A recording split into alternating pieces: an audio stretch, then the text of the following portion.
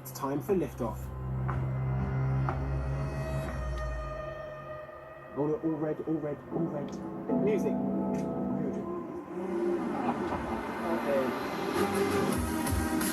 The drones launch in squadrons, and whilst getting into position, run with minimum lights. But any second now, over 7,000 LEDs are going to fire up the night sky. It looks amazing. It looks fantastic. Ever seen a firework do this?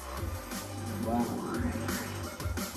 These drones have a battery life of around 20 minutes, but the setup takes time, so the show itself lasts around 8.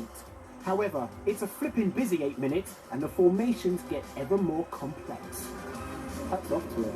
I mean, I would take my hat off, it's too cold, but figuratively speaking, hats off to it. Remember, each drone is following its own individual pre-programmed GPS waypoints. Clever little things, aren't they? That's pretty dope. I've not seen anything like that. That's so cool. And with that, the show was over, but they all swarmed together perfectly, not a rogue drone in sight. What an inspired way to create a whole new art form in the sky. The days of the traditional Catherine wheel are numbered. You heard it here first.